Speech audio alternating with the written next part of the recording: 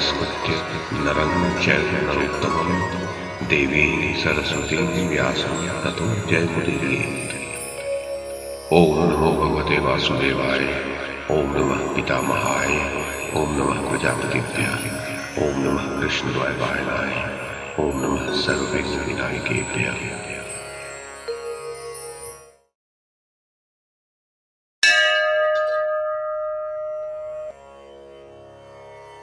वैशंपायन जी कहते हैं, जनमेजय, कुंती ने गंगा के किनारे पहुंचकर अपने दयालु और सत्यपरायण पुत्र कर्ण के मुख से वेद पाठ की गंभीर ध्वनि सुनी।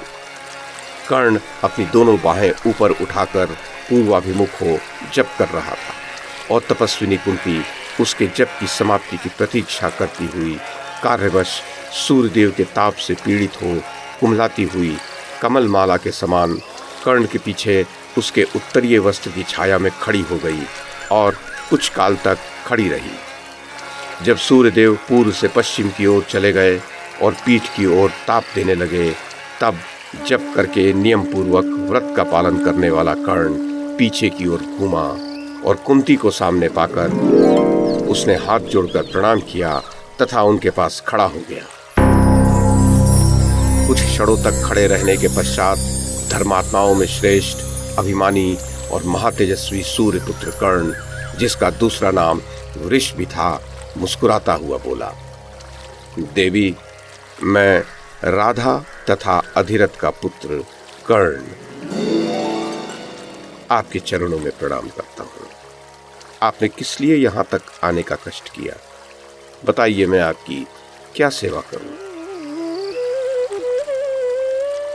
जनमेजय, कुंती ने कहा, कर्ण, तुम राधा के नहीं कुंती के पुत्र हो। तुम्हारे पिता अधिरथ नहीं हैं और तुम सूत कुल में उत्पन्न नहीं हुए हो। मेरे इस वचन को सत्य मानो। तुम मेरी कन्यावस्था में मेरे गर्भ से उत्पन्न हुए प्रथम पुत्र हो। महाराज कुंती भोज के घर में रहते समय मैंने तुम्हें गर्भ में धारण किया था। अतः पुत्र, तुम पार्थ हो। कर्ण, ये जो जगत में प्रकाश और उष्णता प्रदान करने वाले भगवान सूर्यदेव हैं, इन्होंने शस्त्रधारियों में श्रेष्ठ तुम जैसे वीर पुत्र को मेरे गर्भ से उत्पन्न किया है। दुर्धर्ष पुत्र, मैंने पिता के घर में तुम्हें जन्म दिया था। तुम जन्म काल से ही कुंडल और कवच धारण किए देव बालक के समान शोभा संपन्न रहे हो। वत्स, तुम जो अपने भाइयों से अपरिचित रहकर मोहवश धृतराष्ट्र के पुत्रों की सेवा कर रहे हो, वो तुम्हारे लिए कदापि योग्य नहीं है। धर्मशास्त्र में मनुष्यों के लिए यही धर्म का उत्तम फल बताया गया है कि उनके पिता आदि गुरुजन तथा एकमात्र पुत्र पर ही दृष्टि रखने वाली माता उनसे संतुष्ट रहे। अर्जुन ने पूर्व काल में जिसका उपार्जन किया था और दुष्टों ने लोभवश जिसे हर लिया है, युधिष्ठिर की उस राज्य लक्ष्मी को तुम धृतराष्ट्र पुत्रों से छीनकर भाइयों सहित उसका उपभोग करो। आज उत्तम बंधु जनोचित स्नेह के कारण कर्ण और अर्जुन का मिलन कौरव लोग देखें और इसे देखकर दुष्ट लोग नतमस्तक हों। कर्ण और अर्जुन दोनों मिलकर वैसे ही बलशाली हैं जैसे बलराम और श्री कृष्ण। पुत्र, तुम दोनों हृदय से संगठित हो जाओ तो इस जगत में तुम्हारे लिए कौन सा कार्य असाध्य होगा। कर्ण, जिस प्रकार महान यज्ञ की वेदी पर देवांगनाओं से घिरे हुए ब्रह्मा जी सुशोभित होते हैं, उसी प्रकार अपने पांचों भाइयों से घिरे हुए तुम भी शोभा पाओगे। अपने श्रेष्ठ स्वभाव वाले बंधुओं के बीच में तुम सर्वगुण संपन्न ज्येष्ठ भ्राता परम पराक्रमी कुंती पुत्र कर्ण हो। तुम्हारे लिए सूत पुत्र शब्द का प्रयोग नहीं होना चाहिए।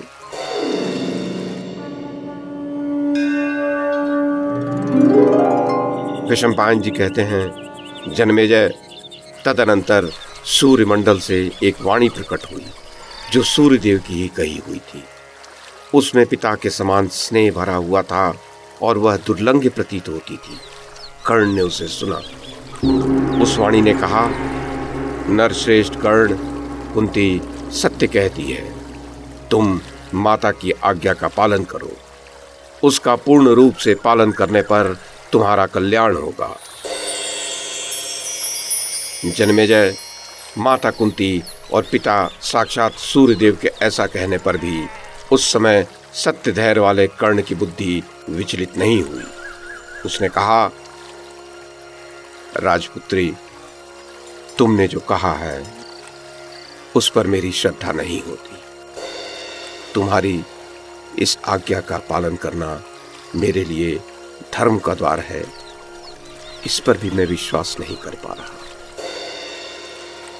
तुमने मेरे प्रति जो अत्याचार किया वो महान कष्टदायक था। माता, तुमने जो मुझे जल में प्रवाहित कर दिया था वो मेरे लिए यश और कीर्ति का नाशक बन गया। यद्यपि मैं क्षत्रिय कुल में उत्पन्न हुआ था, तब भी तुम्हारे कारण क्षत्रियोचित संस्कार से वंचित रह गया। कोई शत्रु भी मेरा इससे बढ़कर कष्टदायक एवं अहितकारक कार्य और क्या कर सकता है। जब मेरे लिए कुछ करने का अवसर था उस समय तो तुमने ये दया नहीं दिखाई, और आज जब मेरे संस्कार का समय बीत गया है, ऐसे समय में तुम मुझे क्षात्र धर्म की ओर प्रेरित करने चली हो। पूर्व काल में तुमने माता के समान मेरे हित की चेष्टा कभी नहीं की, और आज केवल अपने हित की कामना रखकर मुझे मेरे कर्तव्य का उपदेश दे रही हो। श्री कृष्ण के साथ मिले हुए अर्जुन से आज कौन वीर भय मानकर पीड़ित नहीं हो रहा। यदि इस समय मैं पांडवों की सभा में सम्मिलित हो जाऊं तो मुझे कौन भयभीत नहीं मानेगा। आज से पहले मुझे कोई नहीं जानता था कि मैं पांडवों का भाई हूं। अब इस युद्ध के समय मेरा यह संबंध प्रकाश में आया है। इस समय यदि पांडवों से मिल जाऊं तो क्षत्रिय समाज मुझे क्या कहेगा। धृतराष्ट्र के पुत्रों ने मुझे सब प्रकार की मनवांछित वस्तुएं दी है और मुझे सुखपूर्वक रखते हुए सदा मेरा सम्मान किया है। उनके उस उपकार को मैं निष्फल कैसे कर सकता हूं। शत्रुओं से वैर बांधकर जो नित्य मेरी उपासना करते हैं और जैसे वसुगण इंद्र को प्रणाम करते हैं, उसी प्रकार जो सदा मेरे सामने मस्तक झुकाते रहे हैं, मेरी ही प्राण शक्ति के भरोसे जो शत्रुओं के सामने डट कर खड़े होने का साहस कर रहे हैं, और इसी आशा से जो मेरा आदर कर रहे हैं, उनके मनोरथ को मैं छिन्न भिन्न कैसे करूं। जो मुझको ही नौका बनाकर उसके सहारे दुर्लंघ समर सागर को पार करना चाह रहे हैं और मेरे ही भरोसे अपार संकट से पार होने की इच्छा रख रहे हैं, उन्हें इस संकट के समय कैसे त्याग दूं। दुर्योधन के आश्रित रहकर जीवन निर्वाह करने वालों के लिए उपकार का बदला चुकाने के योग्य यही अवसर आया है। इस समय मुझे अपने प्राणों की रक्षा न करते हुए उनके ऋण से उऋण होना है। जो किसी के द्वारा अच्छी प्रकार पालित पोषित होकर कृतार्थ होते हैं, परंतु उस उपकार का बदला चुकाने योग्य समय आने पर जो अस्थिरचित पापात्मा पुरुष पूर्वकृत उपकारों को न देखकर बदल जाते हैं, वे स्वामी के अन्न का अपहरण करने वाले तथा उपकारी राजा के प्रति अपराधी होते हैं। उन पापाचारी कृतज्ञों के लिए न तो ये लोक सुखद होता है न परलोक ही। मैं तुमसे मिथ्या वचन नहीं बोल रहा। धृतराष्ट्र के पुत्रों के लिए मैं अपनी शक्ति और बल के अनुसार तुम्हारे पुत्रों के साथ युद्ध अवश्य करूंगा, परंतु उस दशा में भी दयालुता तथा सज्जनोचित सदाचार की रक्षा करता रहूंगा। इसीलिए लाभदायक होते हुए भी तुम्हारे इस आदेश को आज मैं नहीं मानूंगा। परंतु मेरे पास आने का जो कष्ट तुमने उठाया है वो भी व्यर्थ नहीं जाने दूंगा। संग्राम में तुम्हारे 4 पुत्रों को वश के अंदर तथा वध के योग्य अवस्था में पाकर भी मैं उन्हें नहीं मारूंगा। वे 4 हैं, अर्जुन को छोड़कर युधिष्ठिर, भीम, नकुल और सहदेव। युधिष्ठिर की सेना में अर्जुन के साथ ही मेरा युद्ध होगा। अर्जुन को युद्ध में मार देने पर मुझे संग्राम का फल प्राप्त हो जाएगा, अथवा स्वयं ही सव्यसाची अर्जुन के हाथ से मारा जाकर मैं यश का भागी बनूंगा। यशस्विनी, किसी भी दशा में तुम्हारे 5 पुत्र अवश्य शेष रहेंगे। यदि अर्जुन मारे गए तो मेरे सहित, और यदि मैं मारा गया तो अर्जुन सहित तुम्हारे 5 पुत्र बने रहेंगे।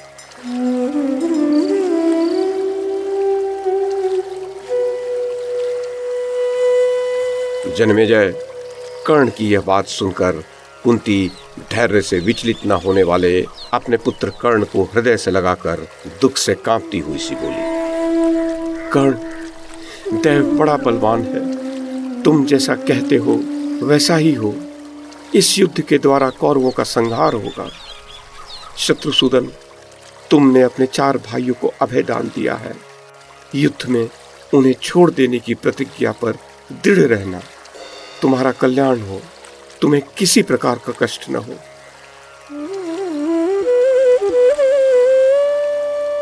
जन्मेजय, इस प्रकार जब कुंती ने कर्ण से कहा तब कर्ण ने भी तथास्तु कहकर उसकी बात मान ली।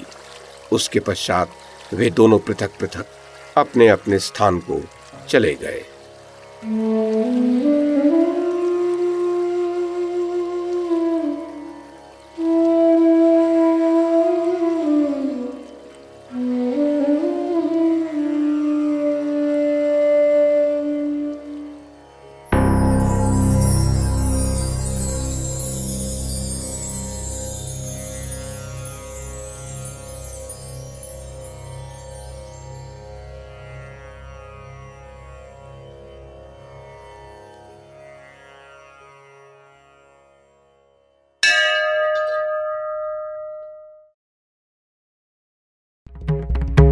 YouTube के माध्यम से महाभारत की कथा को एक श्रृंखला के रूप में प्रस्तुत करने का हमारा ये प्रयास यदि आपको सराहनीय लगा हो तो कृपया इस कड़ी को लाइक और शेयर करें, चैनल को सब्सक्राइब करें और बेल आइकन को दबाएं। साथ में अन्य लोगों को भी देखने के लिए प्रेरित करें। धन्यवाद और नमस्कार।